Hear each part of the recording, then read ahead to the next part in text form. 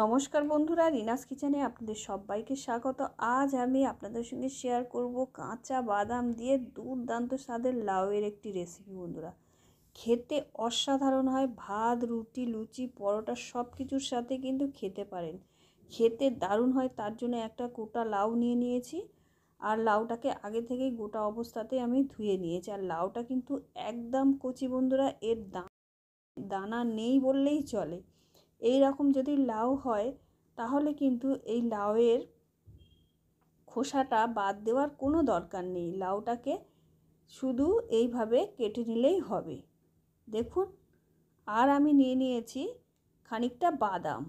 লাউয়ের পরিমাণ বেশি হলে বাদামের পরিমাণও বাড়াতে হবে। যেমন বাদাম পছন্দ করবেন সেই হিসেবে বাদামটা ব্যবহার করবেন। এই লাউটা আমি কিভাবে কেটে নিয়েছি একটু দেখিয়ে দিই। লাউয়ের কিন্তু খোসাটা আমি একদমই ছাড়াবো না। আর এই খোসা শুদ্ধ লাউ একবার এইভাবে রান্না করে দেখবেন, এত স্বাদ হয় মানে ভাবতেই পারবেন না, বুঝতেই পারবেন না যে এর মধ্যে খোসা রয়েছে। আর যারা খোসা একদমই পছন্দ করেন না, যদি মনে করেন যে খোসাটা ছাড়িয়ে নিলে ভালো হয়, তাহলে অবশ্যই খোসাটা ছাড়িয়ে নেবেন। এবারে এইভাবে পাতলা পাতলা করে একটা টুকরো, একটা গোটা লাউ 4 টুকরো করেছিলাম, তার থেকে একটা টুকরো নিয়ে আমি এইভাবে আগে পাতলা পাতলা করে কেটে নিলাম। নিয়ে ঠিক আলু ভাজার থেকে একটু বড় সাইজ করে পাতলা পাতলা করে এই লাউগুলোকে কেটে নিতে হবে।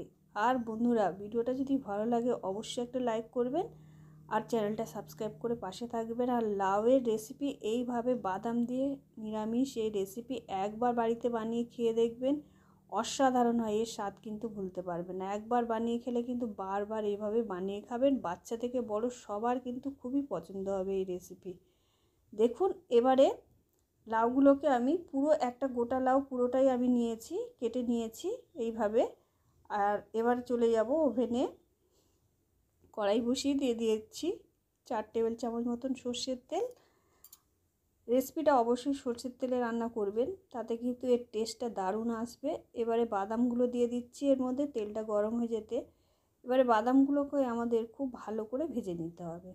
একটু সময় নিয়ে লাল লাল করে মুচমুচে করে বাদামগুলোকে ভেজে নিতে হবে, যাতে বাদামগুলো নরম না থাকে। বাদামগুলো কিন্তু ভাজা হয়ে গেছে। লো ফ্লেমে অবশ্যই ভাজবেন বাদামটা, খেয়াল রাখতে হবে পুড়ে যাতে না যায়। এবারে বাদামগুলোকে কিন্তু কড়াই থেকে উঠিয়ে নিলাম। এবারে কয়েকটা বড়ি আমি নিয়ে নিয়েছি, সেই বড়িগুলোকেও এই তেলের মধ্যে লাল লাল করে আমাদের ভেজে নিতে হবে। ভালো মতন লাল লাল করে রং ধরিয়ে বড়িগুলোকে ভেজে নিতে হবে। বড়িগুলো ভাজা হয়ে গেছে, বড়িগুলোকে উঠিয়ে দেবো। এবারে আর কিন্তু আমি তেল দেবো না। এই তেলের মধ্যে একটা তেজপাতা, একটা শুকনো লঙ্কা আর হাফ চামচ 5 ফোড়ন আমি ফোড়ন হিসাবে দিয়ে দিয়েছি। আপনারা চাইলে এর থেকে বেশি পরিমাণেও তেল ব্যবহার করতে পারেন, তবে অতিরিক্ত গরমে বন্ধুরা এই রকম অল্প তেল মশলা একবার বানিয়ে খেয়ে দেখবেন, লাউয়ের রেসিপি অসাধারণ হয় খেতে। আর দিয়ে দিলাম 1 চামচ আদা বাটা। যেহেতু গোটা লাউটা নিয়েছি আমি রেসিপিটার জন্য, আপনারা চাইলে এর থেকে কম পরিমাণেও আদা বাটা দিতে পারেন। যেমন লাউ নেবেন সেই হিসেবে কিন্তু আদা বাটাটা ব্যবহার করবেন, নালে আদার গন্ধ হয়ে যাবে। আর দিয়ে দিলাম 1 চামচ হলুদ গুঁড়ো, 1 চামচ ধনে গুঁড়ো আর 1 চামচ জিরে গুঁড়ো দিয়ে সমস্ত ভাজা মশলাগুলো একটু নাড়াচাড়া করে নিচ্ছি। এবার এর মধ্যে কাটা লাউগুলো আমাদের দিয়ে দিতে হবে।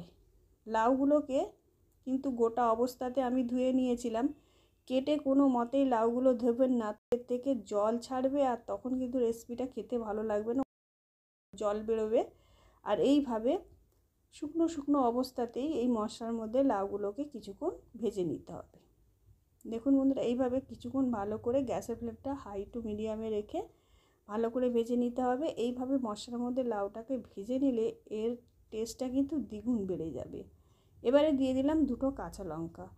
আপনারা চাইলে কাঁচা লঙ্কা বেটেও ব্যবহার করতে পারেন, যেমন ঝাল খাবেন সেই হিসেবে দিয়ে দেবেন। গুঁড়ো লঙ্কাও চাইলে ব্যবহার করতে পারেন, তবে লাউয়ের তরকারিতে কিন্তু খুব বেশি ঝাল ভালো লাগে না। এবারে দিয়ে দিলাম স্বাদ অনুসারে লবণ।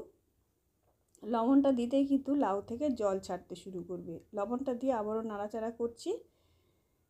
এইভাবে একবার লাউ বানিয়ে দেখবেন বন্ধুরা, নিরামিষ লাউ দারুণ হয় খেতে। একবার এইভাবে বানিয়ে দেখবেন, যারা লাউ খায় না তারাও কিন্তু চেয়ে চেয়ে খাবে এই রেসিপি।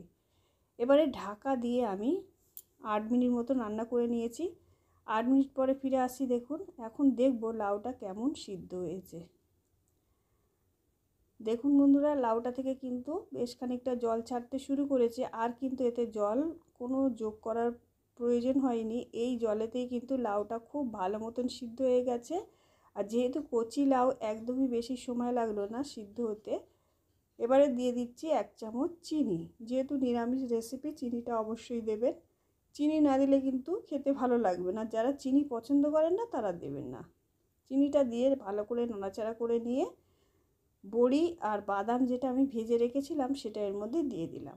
দিয়ে আবারও খুব ভালো করে আমাদের এর মধ্যে মিশিয়ে নিতে হবে। দেখুন বন্ধুরা, এইভাবে ভালো করে নাড়াচাড়া করে নিয়ে আবারও ঢাকা দিয়ে 5 মিনিট রান্না করে নেব লো ফ্লেমে। 5 মিনিটে বড়ি আর বাদামটা কিন্তু খুব ভালো মতন সিদ্ধ হয়ে যাবে। দেখতেই পাচ্ছেন বড়িটা কিন্তু ভাঙেনি, কিন্তু খুব ভালো মতন সিদ্ধ হয়ে গেছে। আর বড়িটাকে কিন্তু খুব ভালো করে আমি ভেজে নিয়েছিলাম। আবারও নাড়াচাড়া করে নিলাম। এবারে একটু লবণ কম হয়েছে, তাই আবারও আমি অল্প পরিমাণে লবণ দিয়ে আবারও নাড়াচাড়া করে নিলাম। এবারে দিয়ে দেবো 1 চামচ ভাজা জিরের গুঁড়ো। আমি আগে থেকেই ভাজা জিরের গুঁড়ো করে রেখে দিয়েছিলাম, আর সেই ভাজা জিরের গুঁড়ো 1 চামচের মধ্যে দিয়ে দিলাম। এটা দিলে কিন্তু এর টেস্টটা দারুণ হবে বন্ধুরা, অবশ্যই দেওয়ার চেষ্টা করবেন। আর দেখতেই পাচ্ছেন অসাধারণ স্বাদের এই লাউয়ের রেসিপি একবার বাড়িতে বানিয়ে দেখবেন। একবার বানিয়ে এইভাবে খেলে বারবার কিন্তু এইভাবে বানাতে ইচ্ছা করবে। এর এতটাই টেস্ট হয়। নিরামিষ লাউ এত স্বাদ হবে আপনারা ভাবতেই পারবেন না। আর ভিডিওটা ভালো লাগলে অবশ্যই একটা লাইক করবেন, আর চ্যানেলটা সাবস্ক্রাইব করে পাশে থাকবেন, আর এইভাবে বানিয়ে খাবেন।